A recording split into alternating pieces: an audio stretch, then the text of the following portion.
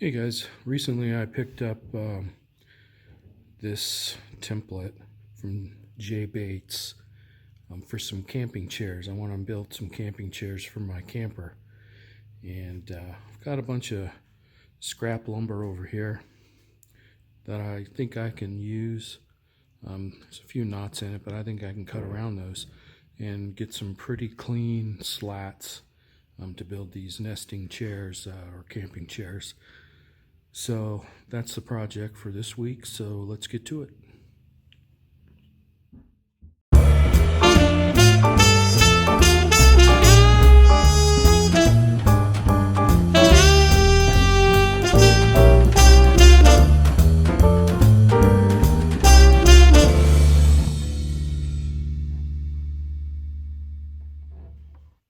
Okay, I need to set my table saw to 2 inches, so I do have a gauge here and it's pretty accurate, so I usually set that first. But then what I'd like to do is unlock this, set my square up against it, make sure that the fence is square before I lock it down. That way I can eliminate any small variations. So when I cut, long pieces, I'm not 1/8 of an inch off or 1/16 of an inch off from one end to the other. So I've got this first board laid down. I've got the template on top, and I've arranged the template so that it misses any of the knots. And I just traced around the template just to get a rough estimate of where it is on the board, and then I'll rough cut this out, and then I'll use my router to with the flush trim router bit, and I'll get the exact cut. So let me get those cut out and we'll get started with the router. Alright, I've got the first leg cut. J Bates actually used a router table. I don't have that available, so I've got this hand router, and I think it would be a lot easier with the router table, but I was able to do just fine with this. As you can see, it made pretty easy work of getting a nice exact cut. I had to be a little bit careful with the hand router, but it worked out okay. Okay, I got all 4 of the leg assemblies cut, and you can see this is why you want to use that template. I've got both of those are cut identically, so that's gonna make this really easy to put together. I'm including down the holes as well. So yeah, I think I can after cutting these, I think I can recommend the J Bates template. And the hard part's done now. Now all I have to do is cut the slats to length and width and drill the holes and assemble the chair. So let's get to that part.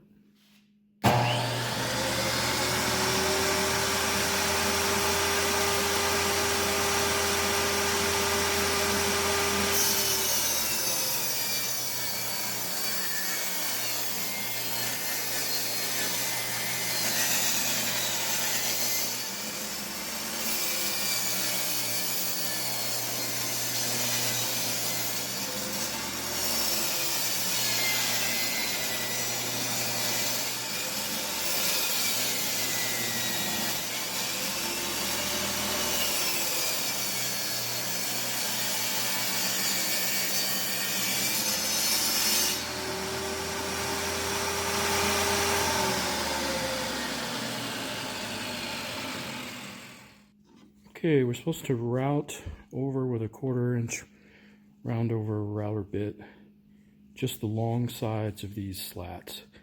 So before I route the entire stack, I want to make sure that these fit.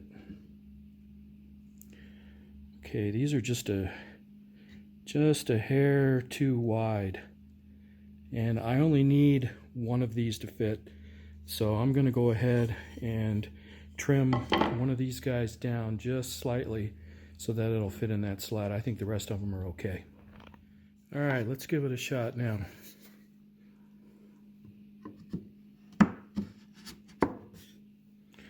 That's a pretty good fit. I think we're good to go. I'm just going to go ahead and finish rounding the edges of these slats, and then I'm ready to drill. Okay, here's another beauty of using a template. Look how perfectly those slats align in those slots. I don't have that spaced, properly on the dry fitting just to check it out, but look at that. This is why I recommend this template from J Bates. Okay, what I'm doing here is I'm lining up the slats and I'm drilling them, and then I'm countersinking them, and then I'm hand screwing them in because I don't want to damage the slats by over torquing them.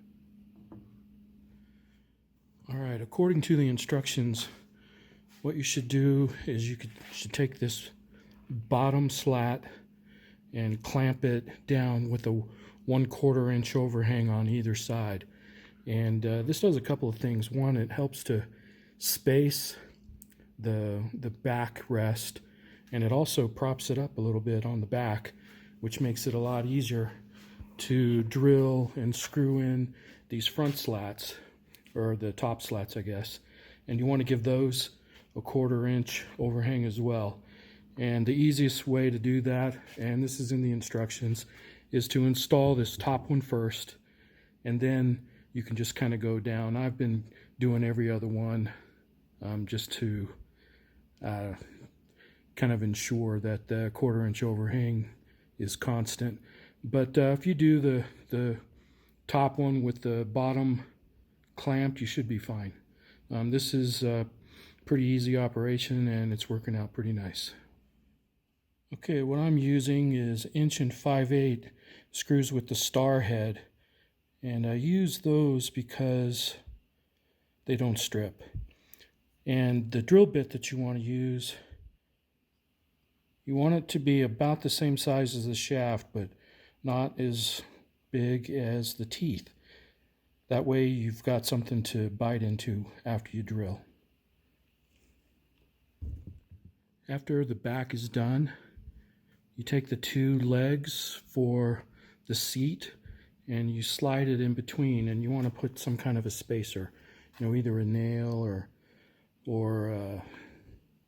I don't know. I'm just using a thin piece of cardboard, and then I'm clamping each end with the piece of cardboard in there, just so that I can keep a uniform space. And then with that space, now you want to attach your slats. This last slat is the same length as the ones that are going to be used for the seat and the back, and because it's going in side like this, it's going to be too long.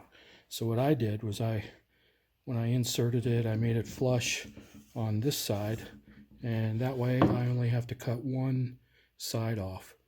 So I measured the top, and I measured here just to make sure that they were the same, and then I installed a couple of screws just to hold it in place, and now I'm going to cut it off, and this chair will be done.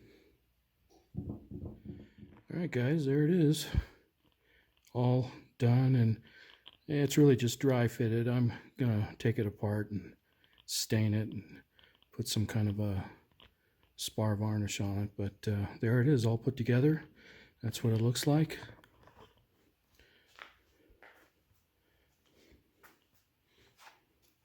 It's really solid. I've sat in it. It's very comfortable. Very nice design.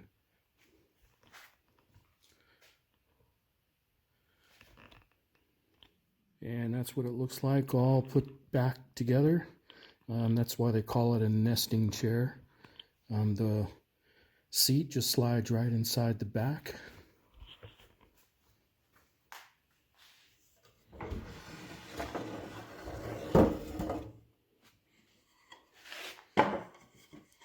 And then it just slips in like this.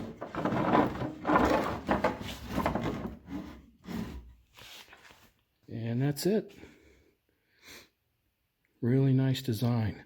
Perfect for camping because it doesn't take up much weight. It stows away easily, and it's very comfortable and easy to put together.